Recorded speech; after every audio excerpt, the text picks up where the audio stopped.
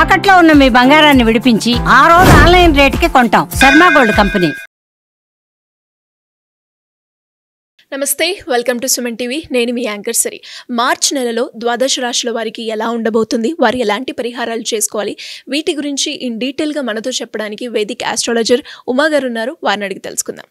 నమస్కారం గురుగారు. నమస్తే అమ్మా. ద్వాదశ రాశుల వారికి మార్చ్ నెలలో గ్రహ సంచారం ఎలా ఉండబోతుంది? అందరికీ నమస్కారం అండి.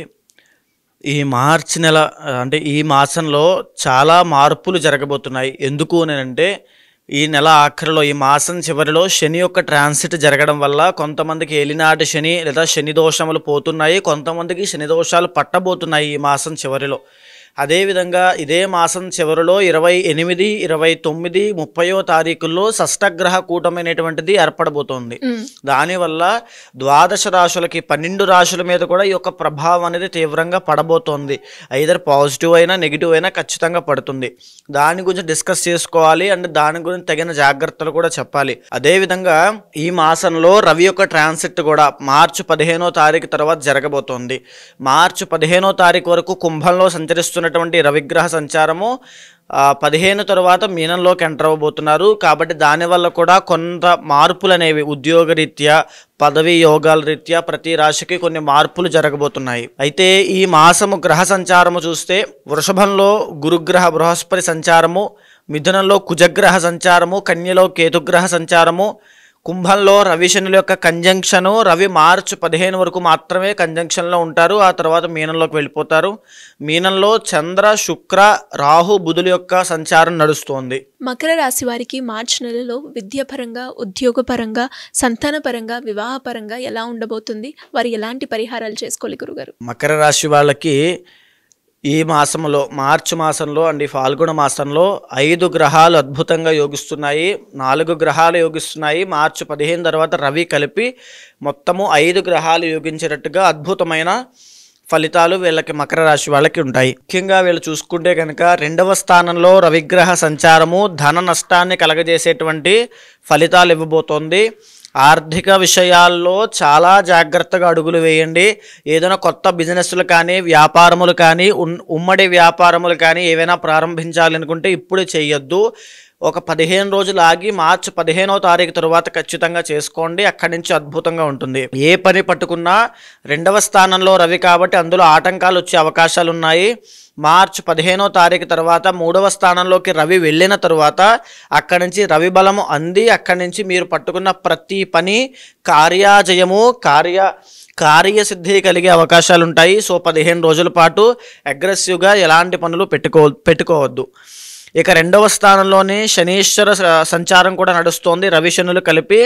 ఈ యొక్క శని సంచారం వల్ల కలహప్రీతి, అనుకోకుండా ఏదైనా తగాదాల్లో ఇరుక్కోవడం, వాగ్వివాదం జరగడము, ఆకస్మికంగా వీళ్ళకి ప్రమేయం లేకుండా చిన్నది కూడా పెద్దదవ్వడం లాంటివి జరిగే అవకాశాలు ఉంటాయి. ఈ మాసంలో జాగ్రత్తగా ఉండాల్సిన అవసరం చాలా ఉంది. దీంతో పాటుగా 3వ స్థానంలో బుధగ్రహ సంచారము వీళ్ళకి బంధు విరోధాన్ని, ద్రవ్య నష్టాన్ని కలగజేస్తున్నాయి. అంటే బంధువులు ఎవరైతే చుట్టాలు ఉంటారో వాళ్ళతో కూడా ఏదైనా ఒక ఇబ్బంది, కలహము అనేటువంటి గొడవ జరగడం కానీ, వాళ్ళ యొక్క అభిప్రాయాలు వీళ్ళ మీద నెగిటివ్, ఒక వ్యతిరేక ఫలితాలు ఇస్తున్నాయనే భావనతో వీళ్ళు వాగ్వివాదం జరగడం కానీ జరిగే అవకాశాలు ఉంటాయి. దీంతో పాటుగా వీళ్ళకి సంబంధించిన ఏదైనా ఒక వస్తువులు కోల్పోవడము, ఆ ద్రవ్యం అనేటువంటిది నష్టపోవడం లాంటివి జరిగే అవకాశాలు కనబడుతున్నాయి. 3వ స్థానంలోనే శుక్రుడు అద్భుతంగా యోగిస్తున్నాడు కాబట్టి ఐశ్వర్య ప్రాప్తి, వస్త్ర ప్రాప్తి, అదేవిధంగా వస్తు ప్రాప్తి, నూతన వస్తువులు మళ్ళా కొనుగోలు చేయడము, లేకపోతే గొప్ప ఐశ్వర్యాన్ని, డబ్బుని, ఆకస్మిక ధనలాభాన్ని చూడడం కూడా జరిగే అవకాశాలు ఉన్నాయి. 3వ స్థానంలోనే శుక్రరాహులు యోగిస్తున్నారు. దీనివల్ల ప్రేమ వ్యవహారాల్లో లేదా ఎవరైనా లవ్ మ్యారేజ్ చేసుకోవాలి అనుకుంటున్న వాళ్ళందరికీ కూడా శుభవార్త అని చెప్పచ్చు. దగ్గరలో మీకు శుభగడియలు రాబోతున్నాయి. ఖచ్చితంగా వివాహం జరిగే సూచనలు కనబడుతున్నాయి. తర్వాత ప్రేమ వ్యవహారాల్లో విజయం పొందే అవకాశం కనబడుతోంది. గొప్ప సుఖాన్ని, విహారయాత్రలకు వెళ్ళి సరదాగా బంధుమిత్రులతో కలిసి ఆనందమైనటువంటి జీవితాన్ని గడిపే అవకాశం కూడా ఈ మార్చి మాసంలో కనబడుతోంది. పంచమ స్థానంలో గురుడు అద్భుతంగా యోగిస్తున్నాడు, శుభాన్ని కలగజేస్తున్నాడు. దీనివల్ల తీర్థయాత్రలకు వెళ్ళడము, భగవంతుడితో ఎక్కువగా కనెక్ట్ అవ్వడము, స్పిరిచువల్ కనెక్టివిటీ చాలా బాగుండడము, భగవద్ అనుగ్రహాన్ని అనుభూతి చెందడము, తరువాత విహారయాత్రలతో పాటు తీర్థయాత్రలతో పాటు బంధుమిత్రులతో కలిసి సరదాగా గడిపేటువంటి అనుభూతి క్షణాలు చాలా బాగుంటాయి. దీంతో పాటుగా 6వ స్థానంలో కూడా కుజుడు అద్భుతంగా యోగిస్తున్నాడు. దీనివల్ల ఏదైనా ఆరోగ్య సమస్యలు ఉన్నట్లయితే వాటి నుంచి తొందరగా ఉపశమనం పొంది ఈ మాసంలో ఒక గొప్ప ఆరోగ్యంతో మెలుగుతారని చెప్పచ్చు. అదేవిధంగా దీర్ఘకాలిక ఆరోగ్య సమస్యలు ఉన్న వాళ్ళకి, వృద్ధులకి కూడా కాస్త ఉపశమనం పొందే కాలం ఇది అని చెప్పచ్చు. అయితే జాగ్రత్తగా ఉండాల్సింది, భాగ్యంలో కేతుగ్రహ సంచారం వల్ల ఆర్థిక విషయాల్లో వివాదాలకు వెళ్ళొద్దు. ఆ వివాదాలకు వెళ్లకుండా ఫైనాన్షియల్ మేనేజ్మెంట్ అనేది చాలా జాగ్రత్తగా చూసుకోండి. నూతన వ్యాపారాలు ప్రారంభించే వాళ్ళు ఇన్వెస్ట్మెంట్ లాంటివి అస్సలు పెట్టద్దు. ఆ విషయంలో చాలా జాగ్రత్త చూసుకోండి.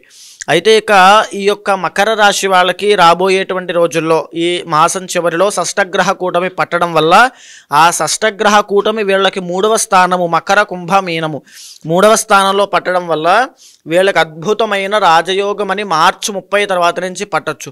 ఆల్రెడీ వీళ్ళు ఏలినాటి శని అనేటువంటి దోషంతో జరిగిన 7.5 సంవత్సరాలుగా బాధపడుతూ ఉన్నారు. అది మార్చి 30తో వెళ్ళిపోబోతోంది. వెళ్తూ షష్టగ్రహ కూటమి 3వ స్థానంలో పట్టడము అద్భుతమైన రాజయోగము. చేతి వృత్తి వ్యాపారం చేసుకునే వాళ్ళు, సినిమా రంగంలో ఉన్నవాళ్ళు, తరువాత చెప్పాలంటే ఈ యొక్క రాజకీయంలో ఉన్నవాళ్ళు, కళారంగంలో పనిచేసే వాళ్ళు, మీ స్కిల్ మీద ఆధారపడే వాళ్ళు, క్రియేటివ్గా ఆలోచించే వాళ్ళు, తర్వాత బిజినెస్లో ఉన్న వాళ్ళందరికీ కూడా రాబోయే రోజుల్లో రాజయోగం పట్టబోతోంది. ఇంటర్నల్ జాతకంలో మీకు కనుక యోగము లేకపోతే, ఏవైనా ఇబ్బంది పెట్టేటువంటి దోషాలు ఉన్నట్లయితే ఈ రాజయోగాన్ని పరిపూర్ణంగా మీరు అనుభవించలేకపోవచ్చు. కాబట్టి ఇంటర్నల్ జాతకం చూసుకుని తగినటువంటి శాంతి పరిహారములు ఆచరించి మీకు తగినటువంటి ప్రయత్న బలాన్ని కూడా పెంచండి. ఎఫర్ట్స్ పెంచినట్లయితే ఆ రాజయోగాన్ని పరిపూర్ణంగా అనుభవిస్తారు.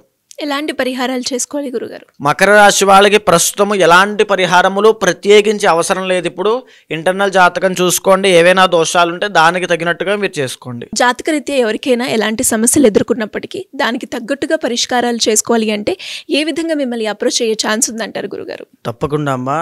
ఏదైతే మనం మాస ఫలితములు, వార ఫలితములు, తర్వాత సంవత్సర ఫలితములను మాట్లాడుకుంటున్నామో అది గోచార ఫలితంగా మన మీద 30 నుంచి 45% మాత్రమే ప్రభావితం చూపిస్తుంది. మిగతా % అంతా కూడా ఇంటర్నల్ జాతకం మీద ఆధారపడి ఉంటుంది. కాబట్టి కంగారు పడాల్సిన పని లేదు. కొన్ని రాశుల వారికి యోగాలు బాగాలేని డిసప్పాయింట్ అవ్వాల్సిన పని లేదు. కొన్ని రాశుల వాళ్ళకి రాజయోగం ఉంది కదా అని చెప్పి ఏ పని చేయకుండా ఖాళీగా కూర్చోవాల్సిన అవసరమూ లేదు. ఇంటర్నల్ జాతకం మీద వాళ్ళ యొక్క నిత్య యోగాలు, ఆ యొక్క దోషాల మీద కూడా ఆధారపడి ఉంటుంది. సో ఎవరైనా సంప్రదించాలనుకుంటే కింద కనిపించేటువంటి నెంబర్కి కాంటాక్ట్ చేయండి. తప్పకుండా మా వాళ్ళు మీకు పూర్తి వివరాలు ఇస్తారు. దాన్ని బట్టి తప్పకుండా ఇంటర్నల్ జాతకం చూసి దాన్ని గోచారంతో సమన్వయం చేసి ఏ సమస్యతో మీరు బాధపడుతున్నారో అది తెలుసుకున్న తర్వాత దానికి సరైనటువంటి పరిష్కారము, ఏదైతే పరిహారం పూజలు ఉంటాయో అవి చేయించి తప్పకుండా మీకు ఆ రిజల్ట్ వచ్చేలా చేస్తాను. ధన్యవాదాలు గురుగారు. నమస్తే అమ్మా. సుమన్ టీవీలో మీ పర్సనల్ అండ్ బిజినెస్ ప్రమోషన్స్ కోసం కింది నెంబర్కి కాంటాక్ట్ చేయండి.